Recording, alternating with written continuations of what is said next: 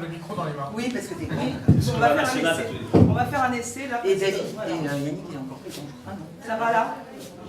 C'est un débat entre nous, c'est lequel des deux est plus grand. Ne crée pas une rivalité là où il n'y en a pas. Mais je suis plus grand. Bon, chers amis, chers amis, bonjour. Merci beaucoup pour cet accueil. Merci, monsieur le maire. Vous savez que j'ai eu un parcours militant et professionnel ici à Saint-Denis, dont j'ai un souvenir précieux. Et j'y ai vécu beaucoup de choses. Et c'est une ville, je ne le dis pas parce qu'on est là aujourd'hui, à laquelle je me suis beaucoup attaché. Je crois que c'est l'une des phrases qui détermine la ville, c'est la ville des rois morts et du peuple vivant.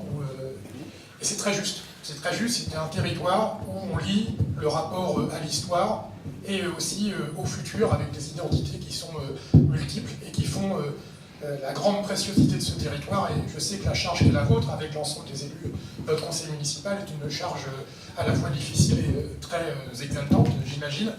Et voilà, je suis très heureux d'être ici et vous soyez là. Et un salut également à monsieur le président Stéphane Troussel, qui lui aussi a une charge difficile, être président du conseil général de Seine-Saint-Denis, là où on est en première ligne pour essayer de réserver des douleurs, des misères, des difficultés dont les causes fondamentales ne viennent pas de ce territoire. Ces causes fondamentales qui créent ces misères et ces difficultés, c'est un modèle de développement. Ça va? Comme ça, c'est mieux?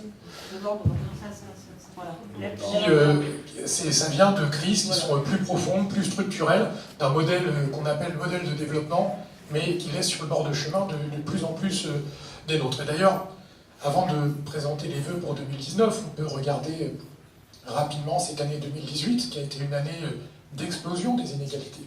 Hier, Oxfam fêtait ses 30 ans, ils ont sorti il y a quelques jours des chiffres qui sont sidérants, de cristallisation d'inégalités où les plus puissants sont de plus en plus puissants, de plus en plus riches, mais où, de l'autre côté, les autres sont de plus en plus pauvres, et ceux qui sont très pauvres le restent de plus en plus, et s'appauvrissent encore davantage.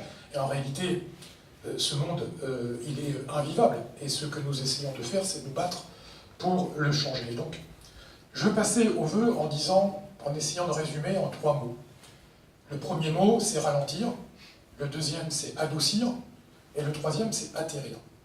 Ralentir parce que nous sommes mis dans cette espèce d'injonction à devoir sans cesse aller plus vite, à être plus performants, y compris en écrasant les autres. Et que c'est sur ces critères qu'on évalue la valeur des femmes et des hommes.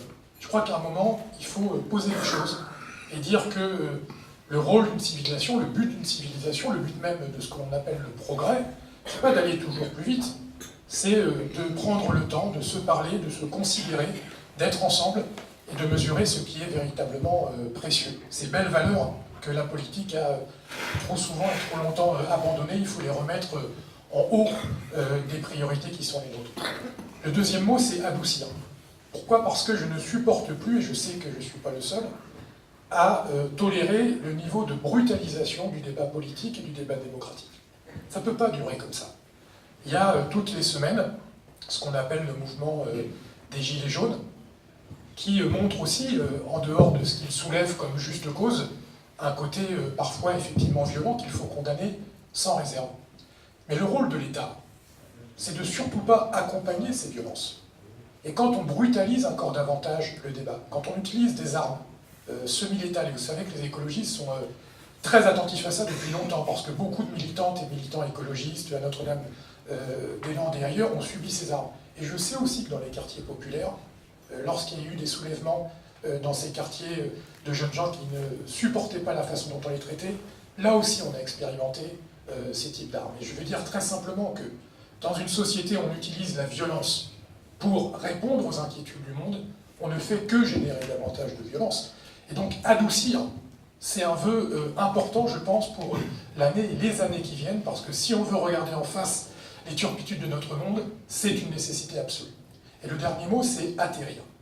J'ai en face de moi la banderole de Non à Europa City, qui est vraiment une lutte comme l'était Notre-Dame-des-Landes, une lutte emblématique. Quelle folie en réalité!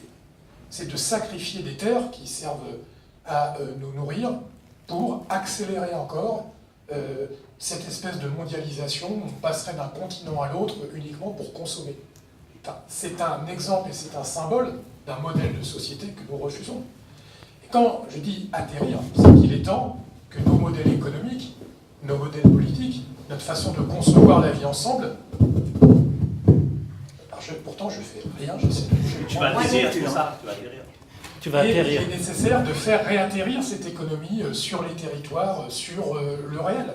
Aujourd'hui, nous sommes arrivés dans une société folle où des centaines de milliards d'euros circulent grâce à la finance de façon complètement abstraite. Je ne sais pas si vous connaissez le patron d'Amazon qui s'appelle Jeff Bezos. Je crois, c'est Bezos. Bezos, oui. Qui a eu une idée géniale, c'est de dire, comme il n'y a plus assez de place sur Terre et que c'est compliqué de produire sur Terre, on va construire des usines dans l'espace. Alors bien sûr, ça peut paraître comme une anecdote rigolote, mais c'est très symptomatique de notre modèle économique aujourd'hui, qui a quitté la réalité terrestre, qui a y compris quitté les limites écologiques de notre réalité terrestre.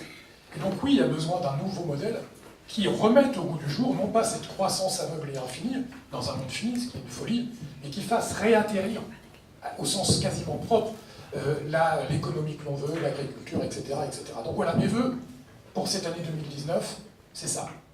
C'est ça. C'est ralentir, adoucir et atterrir. Je vous remercie.